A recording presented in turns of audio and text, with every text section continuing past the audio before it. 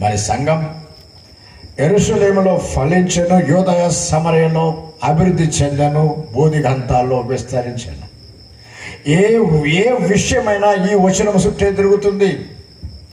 ఏ ఆశీర్వాదమైనా ఈ వచనం చుట్టే తిరుగుతుంది. కానీ మనవుడికి 5 ఆశీర్వాదాలు ఇస్తే వాడు 2 కోల్పోయిండు. 3వ అధ్యాయంలోనే ఏం కోల్పోయిండు?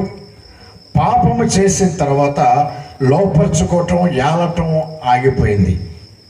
ఏలలేడు మనుష్యుడు. దేవుడు మనుషుని ఏర్పరిస్తే మనుషుడు 3వ అధ్యాయంలో పాపము చేసినప్పుడు అతనుకు పోయినాయి. ఇంకేం లోపరుచుకుంటావు? ఇంకేం వెళ్తావు? ఆదామట్లా పాపం చేసిన తర్వాత సింహం దగ్గర పోయి అడిగినట, సింహం లోబడు అంటే సింహం అనదంట, నేను నీ మాట వినను. ఎందుకన్నావు? నువ్వు ఆయన మాట విన్నంత కాలమే మేము మీ మాట వింటాం. ఓ మానవుడా, నువ్వు దేవుని మాట విన్నంత కాలమే సర్వ సృష్టిని నువ్వు ఏలగలుగుతావు. మనుషుడే ఏలాలి, దేవుడు ఏలడు. ఏమంటున్నాడు 26లో? మనుష్యుడు ఏలాలి. మనము మన స్వరూపంలో చేస్తున్న మనుష్యుడు ప్రపంచాన్ని ఏలతాడు. ఎప్పుడైతే ఆ పాపము చేసి ఏలుట అనే దాన్ని పోగొట్టుకున్నాడో అప్పుడు మనుషుడు పతనమైపోయాడు. మరి ఎట్లా?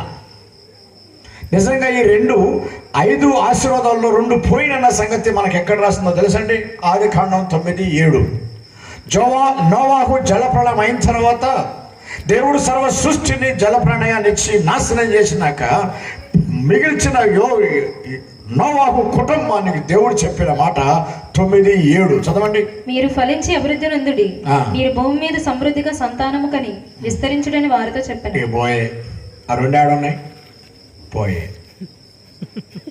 లోపరుచుకోవటం, ఏలటం పోయే, ఇక లేదు. ఓ మానవుడా, ఆదికాండం 3వ అధ్యాయం తర్వాత లోపరుచుకోవటం, ఏలటం పోయే. నువ్వు లోపరుచుకోకుండా ఏలలేవు. నువ్వు నాకు లోపడకుండా దాన్ని లోపరుచుకోలేవు. ఓ మానవుడా, నువ్వు పతనమైనావు. పతనమైన మానవుణ్ణి పరిపాలన చేసే స్థితికి ఎలా తీసుకురావాలి? పతనమైన పాపములో పతనమైన మానవుణ్ణి పరిపాలన చేసే స్థితికి తీసుకురావాలంటే ఏం జరగాలి? ఎఫెసీ 2:7లో ఉంటుంది. పతనమైన మానవుడు క్రీస్తు యొక్క కుడి పార్శ్వమున ఉండి కూర్చుండబెట్టి ఏలబోతున్నాడంటే ఏం జరగాలి? ఏం జరగాలంటే శిలువ మరణ పునరుత్థానాల్లో విమోచన జరగాలి. పతనమైన మానవుడు పరిపాలన స్థితికి రావాలంటే